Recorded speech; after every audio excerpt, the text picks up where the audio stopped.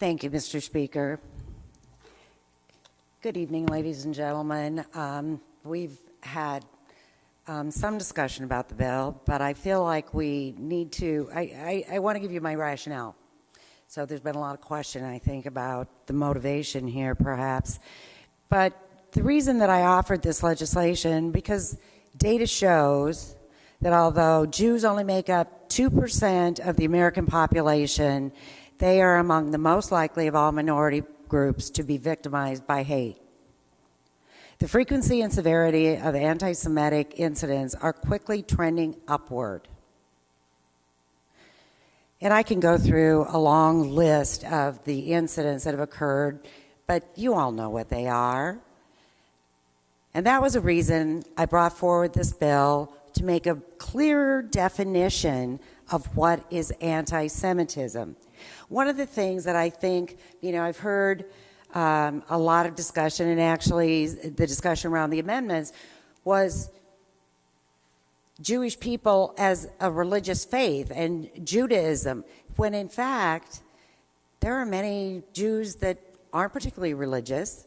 It's an ethnic group as well, and it's not very clearly defined because there are a lot of blurring things as we use that one common term. But now let's talk about the bill. And I have to tell you, it's been a long time since I've offered many bills, right? So this is actually kind of a new thing for me to offer a bill. And I was really disappointed that tonight the point of the bill that I offered has been completely changed in what we were trying to do. And I don't think that pointing out a problem that we need to address minimizes other problems that need to be addressed. If there are definitions or things we can clarify, we have civil rights laws, we have hate laws. If there are definitions that can add clarity and specificity to those laws that we currently have, then let's do that. But we don't have to stop or not do one thing because that makes it unable to do another thing. This is the bill that we had before us. And I find it interesting too that no one talked to me about this bill. No one. Until Representative Olson came to me last night to talk about the fact that the Democratic caucus was having a lot of angst with this bill. And we talked about what can we do? How can we fix it? How can we change it? We've asked that question repeatedly, and it's unclear to us exactly what we can do to retain specificity, to retain definitions, but we're willing to do that. I think we have opportunities to truly be productive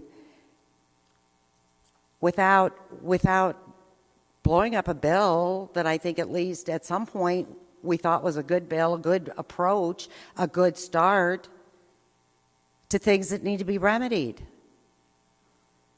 So I don't know why we have to discard opportunities we have at hand when we can build on those opportunities. We can build on the things that we begin. I can't even count the number of times we begin with something and add other things. So that's absolutely an opportunity tonight.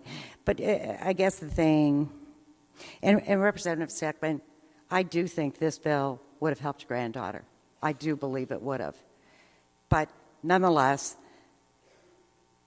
I really wish we could have had the conversation with us as well, and if there were ways we could have improved on this bill and retained the definition, the specificity that this bill is built on, so we can start doing something about anti-Semitism that, and I without my computer pull up and it went blank, but it was the Louis Brandeis College that did a study, and